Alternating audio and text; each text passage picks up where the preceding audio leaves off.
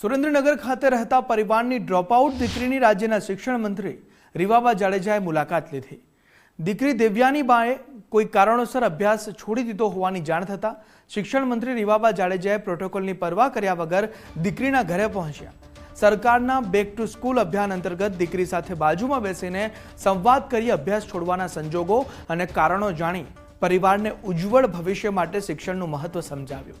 શિક્ષણ મંત્રીના સમજાવ્યા બાદ દીકરી સહિત પરિવારજનોએ પણ ધોરણ 9માં પુનઃ અભ્યાસ શરૂ કરવા માટેની ઉત્સાહ સાથે સંમતિ દર્શાવી। મંત્રીએ દીકરીને નવા શૈક્ષણિક સત્રના ધોરણ 9ના પાઠ્યપુસ્તકોનો સેટ આપી મોં મીઠું કરાવી અભ્યાસ સહિત દરેક ક્ષેત્રમાં આગળ વધવાના આશીર્વાદ પાઠવ્યા। દીકરીના કોલેજ સુધીના અભ્યાસની જવાબદારી પણ સરકાર દ્વારા લેવાની મંત્રીએ ખાતરી આપી છે।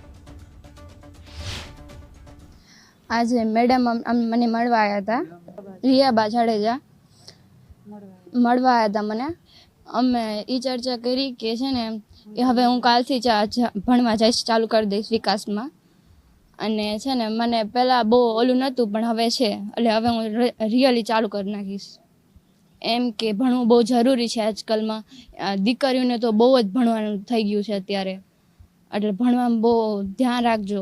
જે વઢવાણ ખાતે એક સામાજિક કાર્યક્રમમાં ઉપસ્થિત રહેવાની તક મળી, ત્યારે એ દરમિયાન જાણવા મળ્યું કે જે જિલ્લામાં જઈએ ત્યાં આસપાસ શિક્ષણની શું વ્યવસ્થા છે એનું પણ ક્યાંક નિરીક્ષણ થતું હોય। તેના ભાગરૂપે હમણાં જ આપણે ટૂંક સમય પહેલાં શાળા પ્રવેશોત્સવ અને કન્યા કેળવણીના માધ્યમથી બાળકો અને દીકરા દીકરીઓને જ્યારે પ્રવેશ અપાવ્યો નવા શૈક્ષણિક સત્રમાં, ત્યારે એવી જ રીતના એક બાબત જાણવા આવી કે આ જ વિસ્તારના એક દીકરીબા છે કે જેમણે 8મા ધોરણ પછી 9માં એનરોલમેન્ટ નથી લીધેલું, ત્યારે એમના ઘરે જઈ પરિવાર સાથે ચર્ચા વિચારણા કરી અને વ્યક્તિગત રીતે જવાબદારી લઈ અને દીકરી આગળ વધે એના માટેની જહેમત, એના માટેના પ્રયત્ન કર્યા છે।